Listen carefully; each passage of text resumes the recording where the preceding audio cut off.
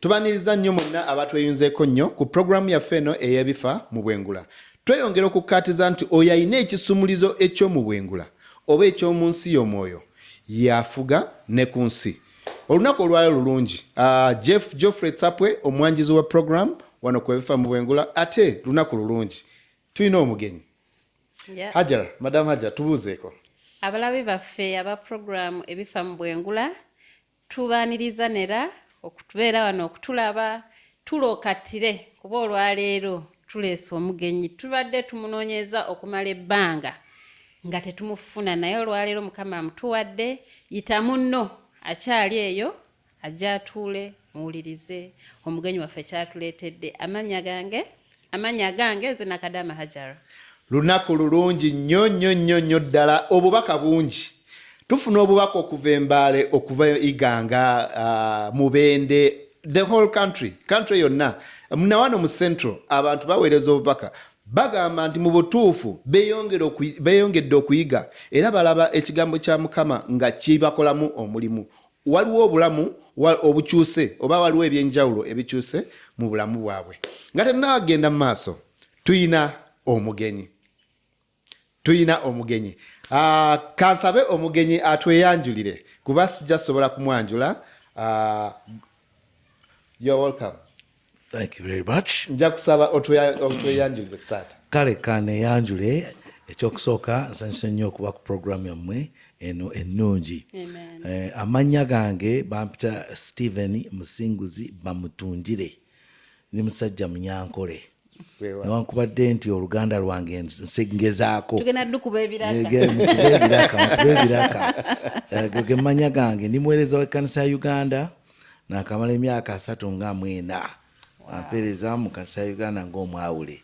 Abantu abangi bakitegeera kubanga kanisa yaffe ya Uganda ebadde wano okumala emyaka 10 n'okusoba. Kigamba ogamba nti omwawule w'ekkanisa ya Uganda ekyo no bakitegeera ate ndi wa Luganda nalokoka emyaka maze emyaka nga 35 esukako ku y'obwawule kubanga namanya Mukama asinaba kubeera mwawule. Kale kwegamba ntambudde ne Mukama nga mulokozi wange nga andaga ekkubo era ampa essuubi erya obulamu obutagwawo. Oyo yenze era nsanyusidde ddala okujja wano programu eno. Weewaawo. Tumaze ebbanga nga tunoonya Great Reverend. Ate abantu be twakuyigirako baali bakuyita Great Reverend. Ekya Great Reverend kino oba erinnya lino erya Great Reverend lyavaawa? Abantu balina engeri gye bakutwala kisinziira. Wetali mu primary school waliwo amannya ge bakuyita. Oba ozannya mizannyo balina oba omukubi wa mupiira oba omuyimbi waliwo erinnya lye bakuteekako kuba ku lwekyo ky'okola. Kati nze nali mu lukungaana lweta fellowship. Kati omuweereza wa Mukama najja ayingira mu fellowship nga nyambadde kola yange. Alaba omwawule ng'atudde wali era yali amanyi n'agamba nti era bwe mulaba omwawule oyo Great Reverend. Kakati bwe yayogera bw'atyo bali bonna bali mu fellowship mu lukungaana ne bakuba mu ngalo okuvaawo nga buli omu ampitaani Great Reverend. Ndowooza bassaamu ekitiibwa nnyo ebigambo by'omuweereza wa Mukama bye yayogera kubanga bamutya ng'omuweereza wa Mukama. Kale bw'ayogera ekintu bakitwala nga Mukama akyogedde. Era ffe programu eno Reverend tugamba nti ekintu kisooka kubeera mu nsi ya mwoyo ne kiyoka kibeera ku nsi. Kitegeeza nti wali great munsi y'omwoyo oyo omuweereza wa Mukama yakuwa ekigambo ekyo mwe yakijja n'akireeta ku nsi era bwe kyakka kyajja n'amaanyi ag'ekisa kyajjira mu kisa kakati abamu olukuŋŋaana olwo bwe bampita great reverend kakati era nange nenkitwala kubanga oyo ali mu nze mukulu ate ali great ate yagamba nti greater things you will do. Amen. Ebisingako wano kasita nga ndi mu mmwe mujja kukola ebintu mukole ebinene ebisingako. Kale kwegamba ekyo kyo nakitwala ningamba kale kankitwale ndi great. Amen. Wow, great reverend tulabye ekanisa ebiro bino nga ejja wamu ng'etandika okukolera wamu ng'etandika okuwuliziganya. Ekirabo kino okyogerako ki kubanga ekanisa okubanga etambulira wamu nti obadde mu fellowship endala ate ne obanga ate nga oli muweereza wa Katonda mu Anglican Church ate walokoka nti okyogerako ki okulaba nti ekanisa ya Kristo ejja wamu n'ekolera wamu. Kakati ekintu kino ekyokukolera wamu ng'ekanisa kiva mu kukkiriza n'okutwala okulokoka. Kiva mu kulokoka kubanga tulina amakanisa mangi. Nze ndi mu Protestant gye bayita Anglican, waliwo Protestant churches endala, waliwo abakkiriza abalala bangi, buli omu ali mu kintu kye akikola yaye n'abantu be abamugoberera. Naye mu bantu abo bonna yonna gy'owulira waliyo Yesu abantu baleeta n'alokola. Kati bwe baba balokole baga nti nakkiriza Yesu okundokola nayingira mu bulamu bwange nanfuula omuntu omupya omujja. Kakati abantu abo baba nga tebalina kusosola kwa maanyi. Akulaba oli wa Uganda ava mu kyaki gundi naye mulokole. Ava mu kyaki gundi naye mulokole. Kakati bw'omugaa nti nange Mukama Yesu yandokola. Kale ekigambo ekyo kya Yesu kituleetera okukolera awamu. Owulidde? Kikuba enzigi n'ebidongo bino walls ebireetako difference. N'osanga mwena muyimba Yesu musinza Yesu mubaamu differences wansi eyo oluusi n'engeri gye muyigamu about Yesu eyinza okubaamu difference naye nga ogenda okulaba okwawukana okwo si kwa maanyi nti no mwawukanire ddala mwenna naye muddamu ate ne mudda wamu ne mukolera wamu. Kale nze ng'omulokole nsala nnyo ekkubo nengenda wali kubanga Yesu eyandokola ya leading agenda okulaba erigyali ngende eno ate nemusangayo olusinanga mangoberera nemugoberera ate nayingira wano nenyingirayo naye kwega ate nvaayo nga ndi kyekimu kwegamba ekyo tekina nsonga ekasita tuli balokole tukolera ki kireeta okukolera awamu. Kyetuva tugamba nti enjiri ebuulirwe abantu balokoke tulyoke tulabe ekintu ekyokukolera awamu nga kimera. Amen. Hajjara nkulabye onyeenya omutwe wange. Great Reverend abadde mulokole okumala emyaka 35. Nze ow'emyaka 25 kitegeeza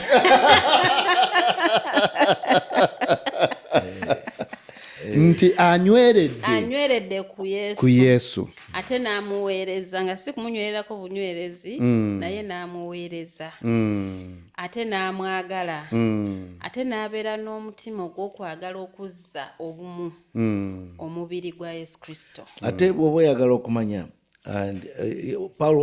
Paulo oyo omutume waliwo yagamba nti nze ndi mu Yudaaya ow'obuyudaaya bwennyini obw'omunda. Owulidde ng'agoberera Yesu ne bagamba nti omuntu ng'ono mu Yudaaya ogoberera otya Yesu? Ate mundaba wano nali mu Falasaayo nali mu Yudaaya ow'obuyudaaya ddala naye ngoberera ani? Yesu. Naye kati nze mundaba wano nze ndi mu Anglican obwa Anglican bwennyini kubanga taata wange yali mwawule bwa Anglican Church. Yes. Erimwawule mu Anglican. Kakati nanzaala. Ate bwe nkula nange ate nange nembaki mwawule. Kwegamba nakulira mu kintu ekyo ekye Anglican Church. Naye laba nga bwe Mukama najja nandokola. Kati nensala nendaba Yesu neno gyali. Yesu neno gyali. Okiraba. Kwegamba abantu bwe bakulaba ng'osaze n'ogenda wali n'oyimba nabali n'owulira enjiri nabali bayinza okukoza nti ate agenze avudde mu kike nedda bambi ekintu ekyo Mukama akikoze mu bulamu bwange era mwebaza nnyo era ndowooza ensonga lwaki ni ku programu eno. Amina. So Reverend kyotegeeza nti omubiri gwa Kristo guno kyekisinga obukulu. Si denominations nzo zetugamba nti nze ndi Anglican, nze ndi mukatuliki, nze fenna kyandibadde Yesu Kristo. Kyandibadde era kwegamba family mu Yesu zibaamu. Osanga family eri bweti naye ekikulu nga balabani Yesu. Kubanga Yesu bwatyo bwe yagala ensi mubaamu family, ensi mulimu amawanga, ensi mulimu enzikiriza. Waliwo ebintu bingi mu nsi naye bwatyo bwe yagala ensi ne yeewaayo ku lw'ensi. Kakati bwe yajja ku nsi era teyajja okuva mu ggulu, teyajja ne tekawe. Yajja mu nsi nga bw'ali n'alya kyetulya n'abeera gye tuli. Kegamba ebintu byo bibaamu bya family buli omu family ye ono tribe ye noki naye wali bw'oyitawo olaba Yesu. Bw'olaba Yesu alina engeri gy'aleeta omuntu Omuganda n'Omunyankole n'aba kyekimu naye ng'olaba nti ono Muganda ddala ate ono Munyankole ddala naye ng'olaba Yesu abakozeemu akatogo kegamba ennyindo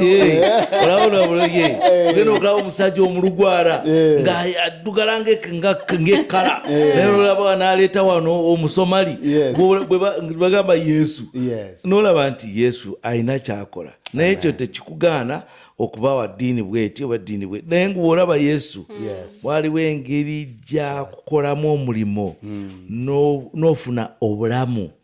Aleeta bulamu mu kintu kyo, kiba kifu kiba kiri dry, aleetamu obulamu. N'ogenda okulaba nti oluyimba lwe lumu naye bwe nduyimba nga ndina Yesu lubaamu obulamu. Okitegedde? Great Reverend, nayongedde okwagala mbadde nkuwulira naye kati nkulaba. Ndowooza kyekiri ekya Great Reverend wekyava okufunyeemu akanyuzu. Kigambo afuuse omuntu. Kigambo afuuse omuntu. Twabadde tumuwulira nga tumuwulira buwulizi naye kati tumulaba. Great Reverend tweyanziza nnyo era neeyongedde okwagala nti oyo Yesu ali mu ggwe tamanyi boundaries oba tasobola kukomebwako era yakoze eki yatugasse wano. Great Reverend nali simanyi nti mbadde sikimanyi nti omuntu asobola okulokoka n'alokokera ddala nti n'atafaayo ku mawanga n'atafaayo ku bintu ebirala byonna nti ono oba bamuzaalawa oba bamuzaala jindi nti ono oba akola kino oba akola kiri naye n'alokokera ddala. Era Yesu oyo mweyongedde omwagala nti atuusiza ne kuki ne ku Great Reverend. Great Reverend nga tugenda mu maaso waliwo wise teacher twalina omugenyi wano ku program bamuyita wise teacher n'atwaniriza okukuŋŋaana ne Prophet Elvis Mbonye.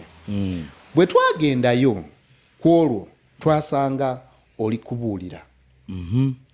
Ekintu ekyo ne kintabula ne ŋŋamba Great Reverend ate ali kuweereza ku kituuti ekya prophet ate bwe kyaggwa owamala okuweereza olunaku olwo n'oyita abantu abaagala okulokoka abantu ne bakola ki ne bajja. Naliwo nga witness, naliwo ng'omujulizi ndowooza ojjukira twaliwo ku olwo kati ekintu ekyo ate nekigamba kwe kutandikira ddala okunoonya okuteekako amaaso ne tugamba great reverend ono twandibadde tumwaniriza atubuulire akikola atya nti reverend asobola okugenda ku kituuti ekirala n'abuulira Yesu Kristo abantu ne balokoka.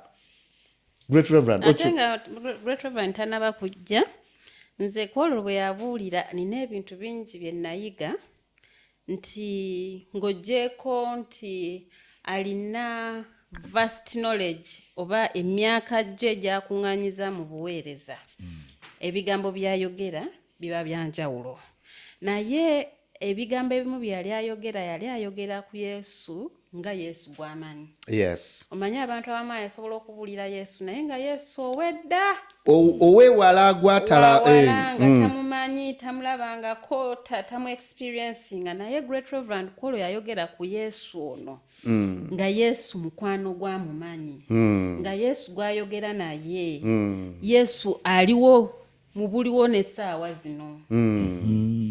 ate no kakati neno program gye tuliko owulidde waliwo abayinza okwewunya eno program kanisa eno si kanisa musajja alina ettaayi ono ayambadde kati ono reverand ku program eno reverand akolawo ki abantu beebuuza ebintu bingi bwe balaba omuntu reverand oli wano oli wali naye kambabuulire kati nze ndi muweereza wa Mukama. Mukama yampita okuweereza mu kanisa ya Uganda era naweerezamu nnyo ne kaakati bwompita nti jangu okola omukolo mu kanisa eya Uganda ngukola ng'omwawule asibwako engalo ya bishop n'akuwa obwawule n'akwawula ebyo mbikola ate naye kambabuulire ekyamagero ekisingayo kati Mukama nga anfudde omwawule naye munda muli nanjwamu ekirabo ekyokubuulira enjiri. Ndi mubuulizi wa njiri ate enjiri kye bayita good news amakulu amalungi eri abantu nze omulimu gwange amakulu amawulire amalungi awulidde aga Yesu okulokola ensi. Kakati bwoba evangelist omubuulizi w'enjiri kakati enjiri kasita bakwa amatu obabuulirira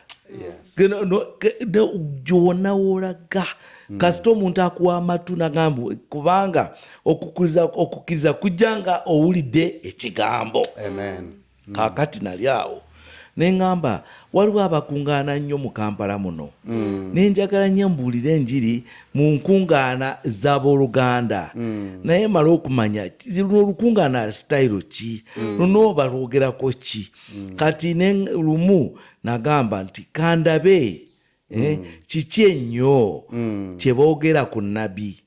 Waliwo nabbi mu Kampala muno gwe bayita Prophet Elvis nabbi Elvis Mbonye era abantu tebamutegeera nange nali simutegeera naye nga neŋŋamba lwaki ntya okugendayo neneerabira n'agange nempulira n'amatu gange ono kiki nnyo ekyakola ki kyabuulirira abantu era bwe nagenda saawulira kintu kirala kyonna nawulira Yesu.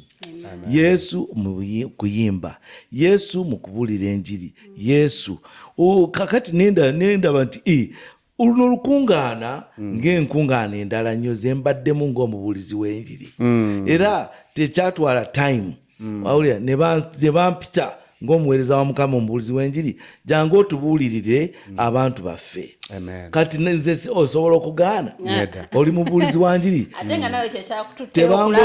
tebangobye mu bwawule tebangobye mu kyaki yange era bwe nagenda okubuulira nayambala ekkola yange eno nga ng'omwawule nenyimira katuuti wali nembuulira Yesu era bwe namala okubuulira nempita abalokoka ne bajja ne babaaniriza ne balokoka. Kale awo mbuulira kikyamu ki ekiri kukuŋŋaana okwo kukuwadde ekiseera okwogera abantu eri Yesu abantu. N'olwekyo kyova olaba wansanga mu fellowship eyo gye bayita Zoe era si yeyo yokka gye mbadde mbadde wonna mu fellowship endala nnyingi ezitali za nabbi naye endala z'abantu balokole. Era kati gye njogerera kati n'akava Philippines. Owulidde mbulidde mu makanisa Philippines ag'enjawulo naye bwebaga nti yogera abantu baffe babulirire Yesu awo nno oba onsise onsumuludde kati kyova onsanga eri nga mbulira ani Yesu. Owulidde era Yesu oyo antutte wantu wangi nnyo mu mawanga mu makanisa mu nkungana z'abantu nga mbabulirira ki eyo Philippines gye mbadde mbulirira abakatuliki ab'ekkanisa mukaze nga mbabulira ki Yesu. Owulidde taata n'olwekyo eyo gye wansanga ewa prophet namussaamu ekitiibwa nengendayo nembulira abantu kubanga Yesu yaga nti genda nengendayo era wendi kubanga Yesu.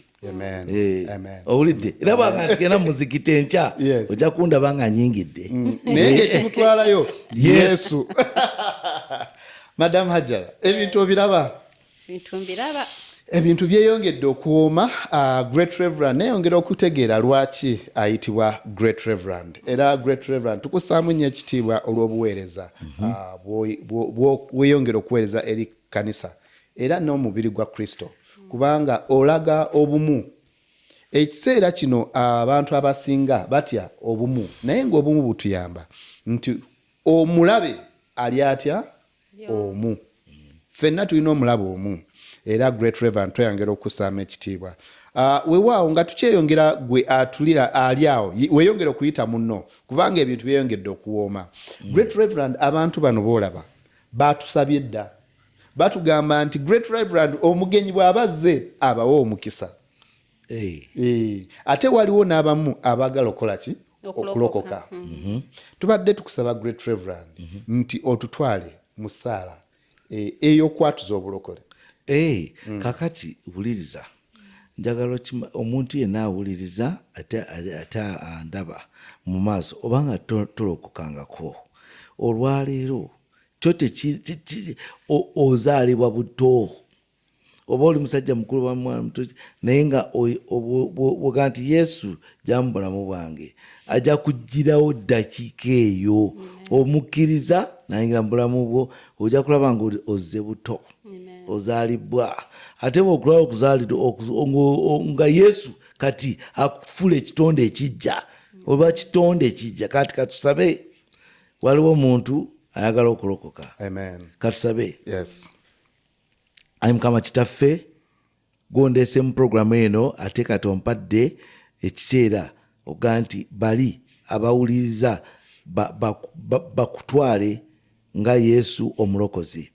Kaakati nkusaba ono akkiriza andaba ampuliriza omukkirize akutwale mu mutima gwe oba omulokozi we era bw'oba oli awo oyogera nange ebigambo bino nti ayi Mukama Yesu nkusaba ojje wano mu mutima gwange ondokole onfuule ekitonde ekijja okuva olwaleero ntambulire mu ggwe naawe obeere mulokozi wange era onteekeko amafuta ag'omwoyo omutukuvu ankulembere mu linnya lyo Mukama waffe Yesu Kristo.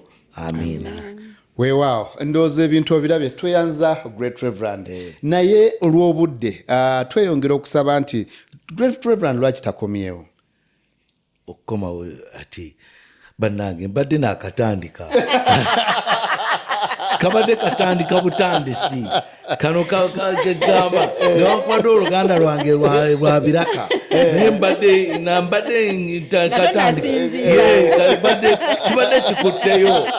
kibadde kikutteyo bannange temungoba bannange mumpeeyo eddakiika.